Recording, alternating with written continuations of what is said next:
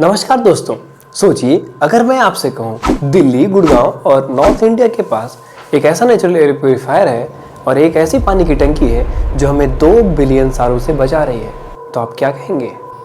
लोग कहते हैं हिमालय हमारा रक्षक है, पर सच तो ये है कि हिमालय अभी बच्चा है, सिर्फ 5 करोड़ साल पुराना है।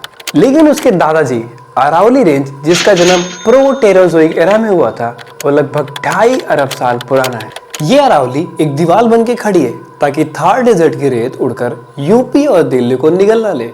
लेकिन नवंबर 2025 में सुप्रीम कोर्ट का एक ऑर्डर आता है। उस ऑर्डर के अकॉर्डिंग अरावली का 90% हिस्सा अब शायद पहाड़ ही नहीं रहेगा। क्यों? क्योंकि वो 100 मीटर से छोटा है। दोस्तों, अभी खबर आई है कि सरकार ने अरावली में माइनिंग पर बैन लगा दिया है। सुनने में अच्छा लगता है ना, लेकिन पूरी सच्चाई ये नहीं है।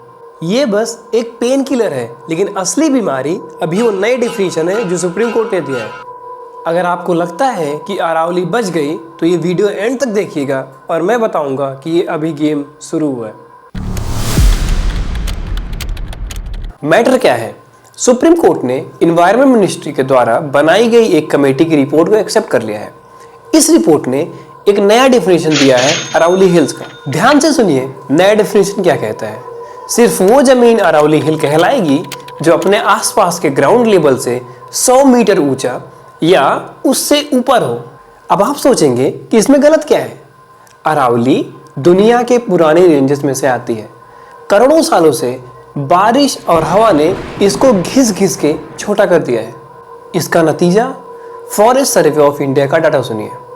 राजस्थान के 12,081 हिल्स में से नए डेफिनेशन के हिसाब से केवल 1048 हिल्स ही अब अरावली रेंज के हिल्स माने जाएंगे। मतलब 90% से भी ज्यादा अरावली रेंज अब लीगल प्रोटेक्शन के बाहर हो गया। सरकार का कहना है इससे कंफ्यूजन दूर होगी और माइनिंग रोकने में मदद मिलेगी, पर एक्सपर्ट्स का मानना है कि कोई माइनिंग रोकने में हेल्प नहीं मिलेगी। इससे माइनिंग माफियाज का एक नया दरवाजा खुलता है। दिक्कत ये थी कि अरावली रेंज का डेफिनेशन हर स्टेट में अलग था, इसलिए सरकार को कहा गया कि आप एक कॉमन डेफिनेशन लाइए। लेकिन सरकार ने ऐसा डेफिनेशन लाया जिसमें विवाद हो गया। अब मैं आपको वो साइंस बताने जा रहा हूं जो शायद कोर्ट में इग्नोर हो गया है। नेचर ये नहीं देखती कि पहाड़ कितना छोटा या कितना बड़ा है, नेचर देखती है कि उसका फंक्शन क्या है। अरावली की चट्टानों में हजारों क्रैक्स और जॉइंट्स होते हैं।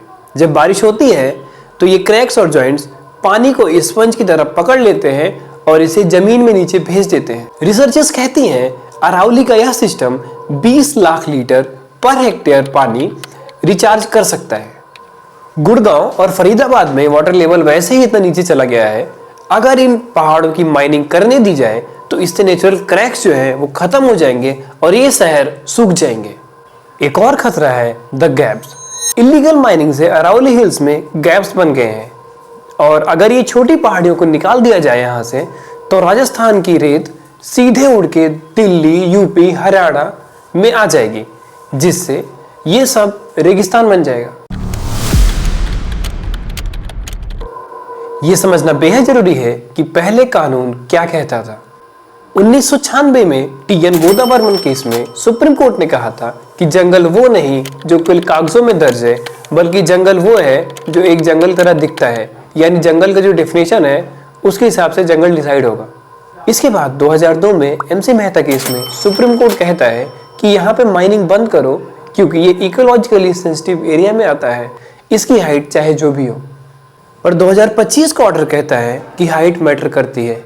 ये पिछले 30 सालों की इन्वायरमेंट लड़ाई पे पानी फेरने जैसा हुआ। तो सवाल ये है कि आखिर ये ऐसा क्यों किया जा रहा है? जवाब है पैसा। हरियाणा और NCR में कंस्ट्रक्शन कभी रुकता नहीं और इन कंस्ट्रक्शन के लिए चाहिए रोड़ी, बजरी और पत्थर, और अरावली रेंज का पत्थर बेस्ट क्वालिटी का माना जाता है।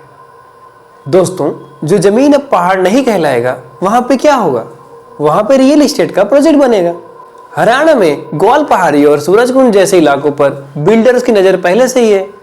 अब इसके बाद उनको ये कहने का मौका मिल जाएगा कि देखिए जनाब, ये तो 100 मीटर से नीचे की पहाड़ियां हैं, ये तो अरावली हिल्स में आती ही नहीं है, तो यहाँ पे हम बिल्डिंग बना सकते हैं। और यहाँ पर माइनिंग माफिया इतने डेंजरस हैं वो हम सबको पता है। 2022 में नूह में एक टीएसपी गया था इलीगल माइनिंग रोकने और इसके ऊपर इन्होंने डंपर चलवा दिया था। बात सिर्फ पत्थर और पानी की नहीं है दोस्तों, बात है हमारे इतिहास की। फरीदाबाद और गुड़गांव के बॉर्डर पे एक जगह आती है मंगरबानी। यह दिल्ली एनसीआर का आखिरी बचा हुआ ओरिजिनल जंगल है। यहाँ पर लोग गुड़रिया बाबा के डर से या फिर कह सकते हैं आस्था से यहाँ के जंगलों को बचा के रखा है। लेकिन सबसे शॉकिंग बात, यहाँ 1 लाख साल पुराने स्टोन एज के टूल्स मिले हैं। जब इंसान ठीक से बोलना भी नहीं जानता था तो वो अरावली के इन गुफाओं में ही रहता था। प्रॉब्लम यह है कि मंगरबानी एक घाटी में है और इसके आसपास के छोटे पहाड़ियाँ 100 मीटर के रूल में फिट नहीं आती हैं। तो ऐसे में अगर यहाँ पे इलीगल माइनिंग करने दी गई तो केवल पेड़ नहीं कटेंगे बल्कि हम इंसानियत के अमूल्य चैप्टर को खो देंगे। एक तरफ सरकार अरावली ग्रीन वॉल प्रोजेक्ट बना रही है 1400 करोड़ लंबी ग्रीन बेल्ट बनाने के लिए, और वहीं दूसरी तरफ नेचुरली जो ये पहाड़ एग्जिस्ट करते हैं वहां पे इनकी प्रोटेक्शन को छीन रही है। ये बिल्कुल ऐसा ही है कि आप घर की दीवार तोड़ दें और वहां पर एक प्लास्टिक का पर्दा लगा दें। सुप्रीम कोर्ट का ऑर्डर एडमिनिस्ट्रेटिव क्लैरिटी तो जरूर लाएगा, लेकिन क्या नेचर सुप्रीम कोर्ट के ऑर्डर को फॉलो करेगी? अगर अरावली हिल के साथ खिलवाड़ हुआ तो नॉर्थ इंडिया में रहना मुश्किल हो जाएगा। पानी के लिए डे जीरो अब दूर नहीं है। तो दोस्तों, जैसा कि मैंने बताया था 100 मीटर वाले रूल से अरावली 90% खतरे में है। लेकिन लेटेस्ट न्यूज़ ये है कि सरकार ने पब्लिक प्रेशर में आके वहाँ पे टेम्परेरी रूप से माइनिंग पर बैन लगा दिया है। लेकिन सवाल ये कि आखिर ये बैन कब तक रहेगा, क्योंकि सुप्रीम कोर्ट ने जो ऑर्डर दिया है 100 मीटर वाला उसको अभी तक वापस तो नहीं लिया है। टेक्निकली जो पहाड़ी 100 मीटर से छोटी है वो अभी भी अरावली रेंजेस में नहीं आती है। बैन अगर आज लगा है तो कल ख़त्म भी हो सकता है, इसलिए जब तक उसकी डेफिनेशन नहीं बदल दी जाती तब तक अरावली सेफ नहीं है। जय हिंद, जय भारत।